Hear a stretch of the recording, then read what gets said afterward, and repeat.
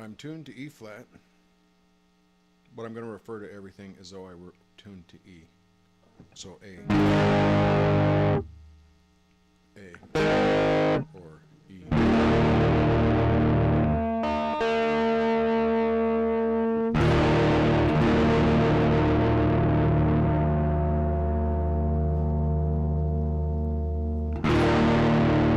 Closer. Okay, I learned from Mike Bloomfield. He had all the boxes.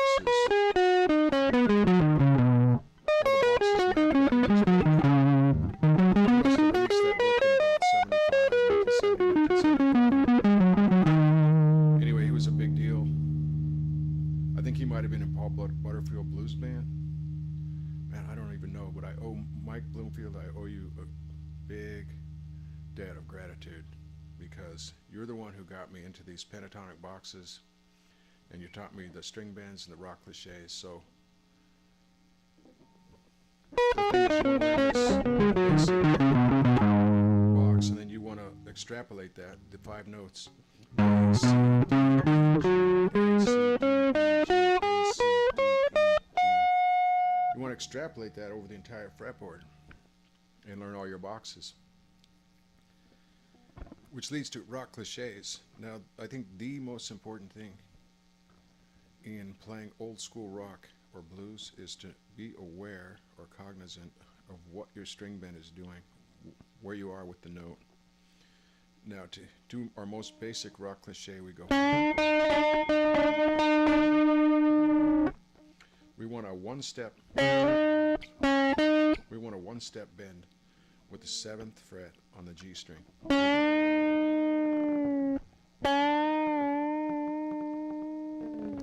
Now, if you're Ace Frehley, you can, which, by the way, that is, to me, Ace Frehley doing string bends on Kiss Alive,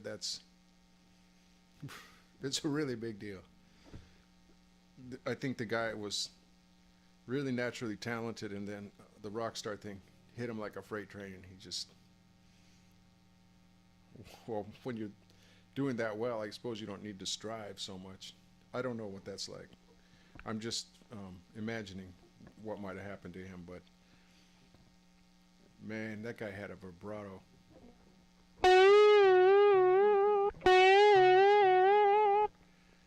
He had a lot of vibratos. He did this little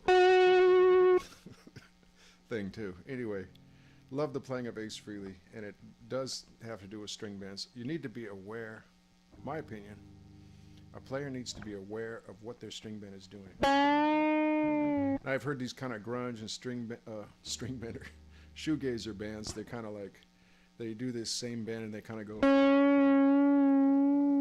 and I don't know whether they think that sounds good or whether they're just not aware of what they're doing. But I'd say be aware of the note that you're on.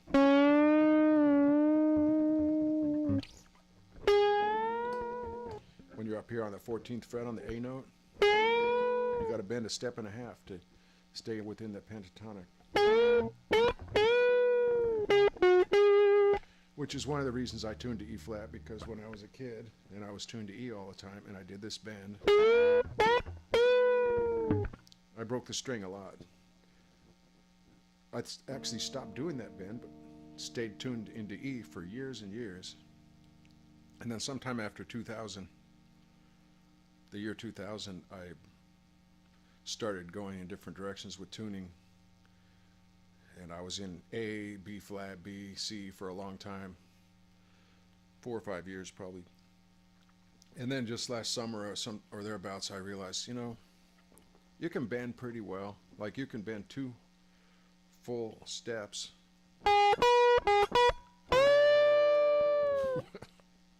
Well, I can do that anytime, but when I'm trying to explain to you that that's what I can do.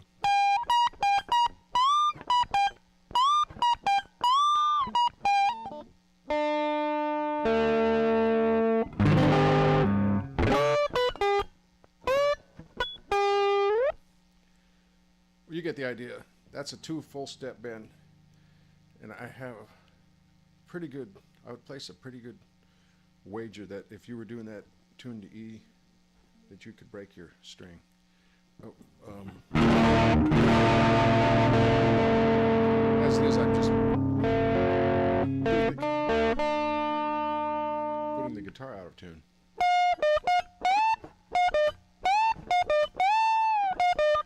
That's a better place to do it in the E.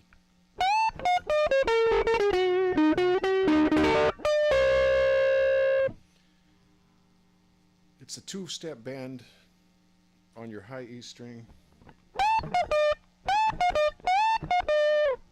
The other thing is to do just a one-step bend and do the same riff that way. Getting back into the key of A.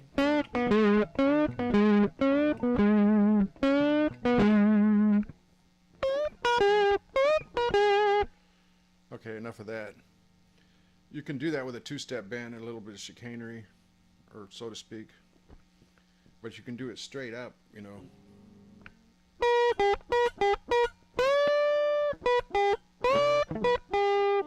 It's just a little flat, but you get the idea. I hope you get the idea. Anyway, be cognizant of what your string bends are doing, and tune lower if you want to bend more. Okay, then the trade-off is that when you tune down, it's harder to alternate pick or do fast picking runs. But it is easier to do tapping, I've been told. You know, your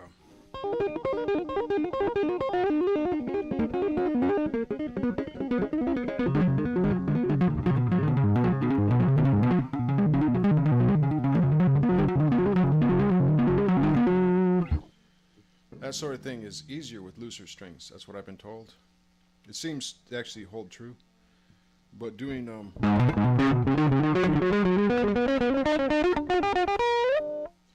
doing the picking runs is more difficult, I believe.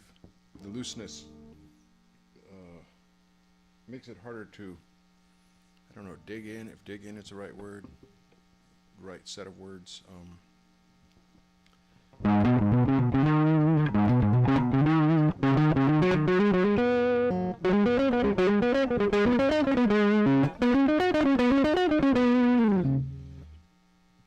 I think the recovery time becomes longer because, well, the string gets pushed further side to side when it's looser.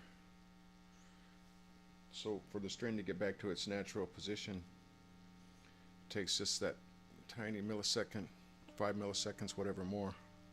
It makes it more difficult to connect on your picking. But 1/2 step is not a deal breaker, so to speak. If you start tuning down to, like, to A, then the flat picking becomes difficult. My experience. Maybe your mileage will vary if you try that. Now, I do this thing, right?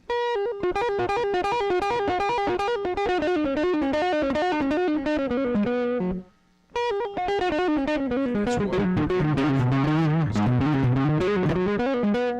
I mean, I loved Jimmy Page, Eric Clapton, Jeff Beck, right? We had the blues. We had this blues album, and it had the three of them in various jam configurations, and but they never did this riff.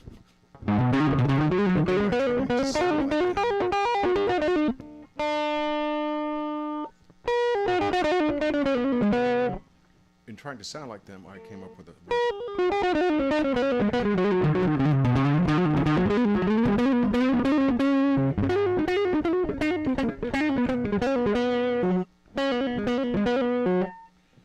I used to do it more like,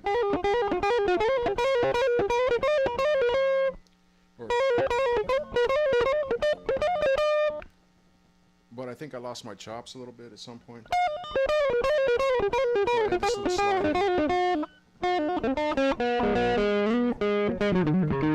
The whole point being that you, as a beginning player, you have a great opportunity to discover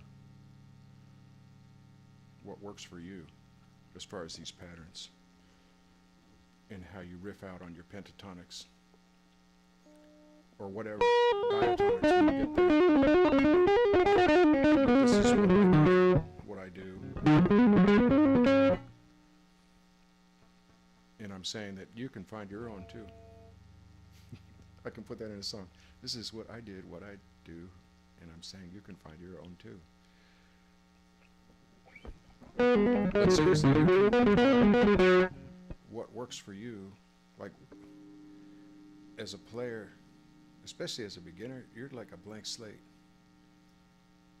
And so I'm challenging you, if you're starting out, to let something within you reach out, come out. Instead of trying to copy everybody else note for note, which has its own merits. It's a good exercise in dexterity. But when you put some time aside just to mess around and discover what it is that your body will do, your fingers, your brain, your respective hands, what they will all combine, what they will do that's uniquely you.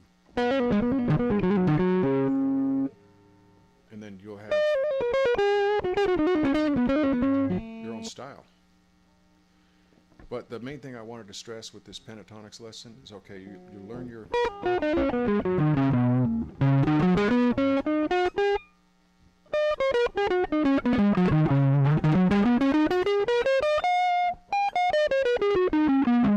You learn your boxes. But beyond that, be aware of what your string bend is doing. And I can close out with some cliches that Butterfield gave out in that book, like you have your...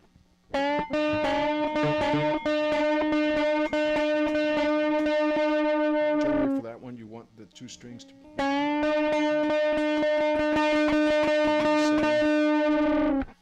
And if you have a floating tremolo, that can be, you'll find a little bit of...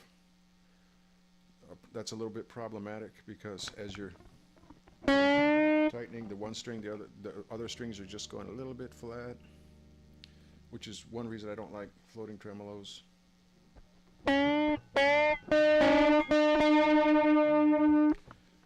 Anyway, that's your 5th fret, your B string, your 7th fret G string. You bend the G string up. It's also a good test to see where you're at with your... That's the rock bend, to see where you're at with that. Also, 8th fret B string to the 5th fret E string.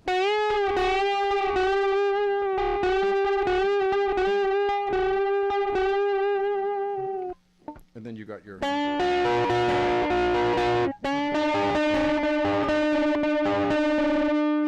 or your... Oops.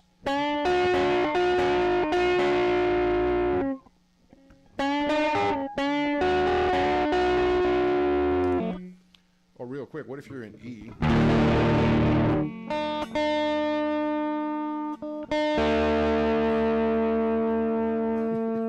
What if I were in E?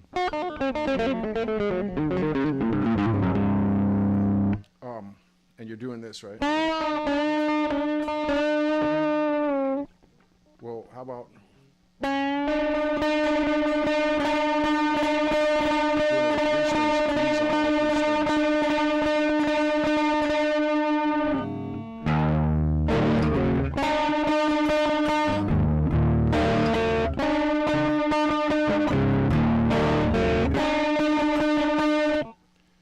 Okay. Well, those are your cliches here. To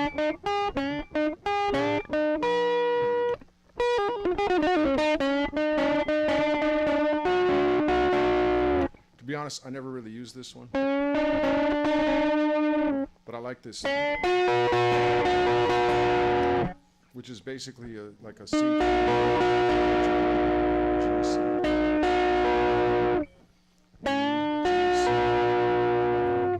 I've got to go, but be aware of where your string bends are.